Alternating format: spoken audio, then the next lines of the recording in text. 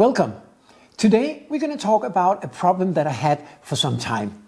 Because I have these wonderful little stamps made that I like to use to stamp my pots. But if you have tried this, then you probably also know the problem. Because I like this big stamp especially to stamp in the bottom of my pot. And either the clay is soft enough for the stamp to leave a good mark, and then it's so soft that it kind of bends the bottom of the pot inwards. Or it's too dry and it won't leave a proper mark. But I found a really good solution, very flexible solution for this, and I built my own tool, and that's what I'm going to show you today.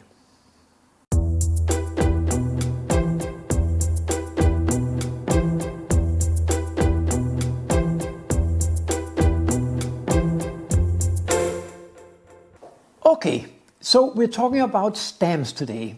I have these stamps made some time ago. They are in wood. I'm probably going to get some done in brass. They will be a little bit stronger and leaving a little bit of mark. But these ones have served me really well so far. I have two ones. I have actually many different ones, but I have two ones that I use mostly. This big one and a very small one. It's only 7 millimeters. The small one, I usually use it in the side of the pot, in the foot. And as you see, I don't know if you can see it, but on this one I made a small stamp there. I also use it on the end of handles and different places like that. That's easy enough. That always works. It's a different thing with this big one, because this one was initially made so I could stamp the bottom of my pots. But if you try this at home, you probably know the problem, as I explained in the introduction. If the clay is wet enough for the stamp to leave a good impression, it will also be so wet that when you press it down, you will kind of bend the bottom, and of course you don't want that when you made a really nice look on the inside. So I made this tool. Ta-da! Well, let me explain what it is. Because if you want to leave a mark in the bottom of a pot, you need some sort of support. And of course, you can just put your hand in and support it, or you can just use any kind of stick or something. But the problem is you don't get the right support in my experience, and you don't get the support between the bottom and the edges, because depending on the kind of pot, you need not only to have support for the bottom, but also for the edges. Now, if it's a small cup that you're going to use, then of course you could just use any kind of stick, because it's not so heavy, so it can actually lie just on the stick. But if it's a bigger pot, and this is not even a very big one, but if it's a bigger pot or a big bowl or something, then if you just lean it, the bottom on a stick, then you will have the bottom bending outwards instead of the other problem inwards with your stamp. So I made this tool myself. I was actually inspired by some commercial tools I saw online, but they're only available in the US. I could ship them, but it would be kind of expensive. And this one was very inexpensive to make. This one is just made of a piece of wood.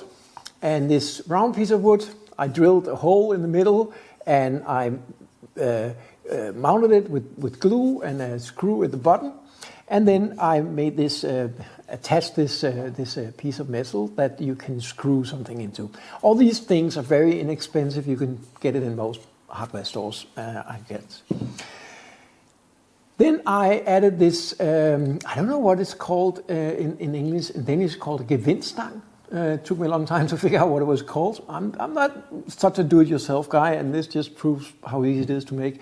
But you can find these metal sticks that are already prepared for screwing. You can buy that.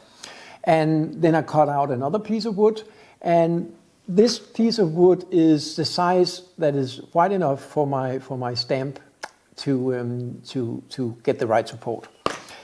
So now we can screw this into my little holder here. And as I said, if you just have a cup or something, you can just put it over here and you can stamp it. That works great for small things because it's not so heavy, so putting it on top here won't bend the bottom. Also, the diameter of the bottom is not so wide, so there's not so much to bend. But if you have a big pot like this, or this is not even a big pot, but even bigger pots, just putting especially if it's still a little wet, or a little before leather hard, which is like the perfect stage before leather hard to do the stamping, then I'm afraid to just put this over because it will push the button out. So for that we need some support. Now of course this wood in itself doesn't give you the right support, and also maybe your pot is a little wider than this. So what I did is I cut out this piece of foam, and as you see I'm not very good with cutting out things. It was actually not so easy, but it doesn't look perfect, but it works. So basically I put it over my little wooden piece here, and now I have support for my pot. However, if you look at this pot, it's actually smaller than my wood base. So to solve that, I just cut out another piece that I can put on top of it. So let me just unscrew this one. So again, it's not a very beautiful cut, but it works. Now I have a protection for smaller vases, or even if you make very narrow vases that are very long, you can still use this. So now I can screw this in. Now the question is, where do you level it? How high do you need it to be? For that, I'm actually going to use another tool, a small tool that I made, very simple tool. These two measurements, I drilled a hole in this one and a hole out here. So now we can use that, and I use it actually all the time when I'm trimming my pots. I can use it to measure the height of the inside of the pot, like this. And this one is 13 centimeter on the inside. So we move this aside. Now we can take this same measurement here and see, okay, we need to screw it a lot further down. Yeah. It takes a few rounds to get there.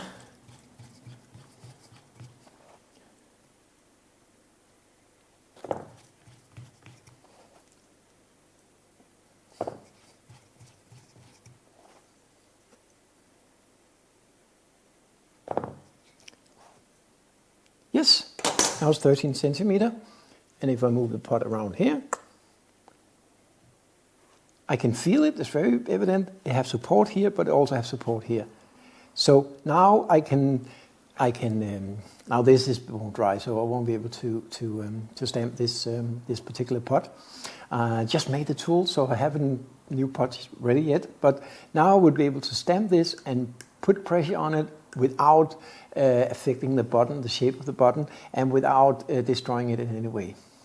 So that's basically it.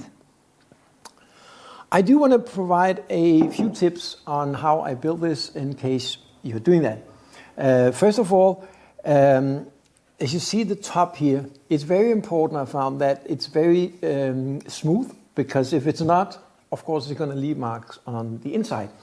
So what I found was this, I don't know again what it's called in English, in Danish called filt. It's like a clothes thing. I bought this big sheet of it for $2 or something. You can buy it typically in sewing shops or like hobby shops, very inexpensive. Same thing with the foam. I bought that same place, very inexpensive. I already had the pieces of wood laying around, and then I just had to buy these little fittings. So all in all, this is, I don't know, $10, less than that. It's very cheap to make, and it works great. Another thing that I found is that no matter how deep you make this hole and how long you make this screwing thing, the top, it's never going to fit all pots. So what I'm going to do is I'm going to make additional ones. I think I'm going to make one that's smaller, so maybe I will need that for very small things. Maybe I won't because they can be unsupported. But I'm definitely going to need a longer one, because as you see, even if I just screw it in a few rounds, I make pots that are higher than this, a lot higher actually. So I will need one that have a longer stick. But that's no problem. I bought this piece. This piece I bought in a hardware shop, and I actually bought a whole meter of it for, what was it, $6-7, something like that. Very inexpensive. So I can actually make a lot out of this. So that's it.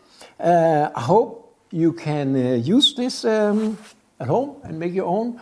I will also actually add a link to a commercial one. If you're in the US, you can buy that.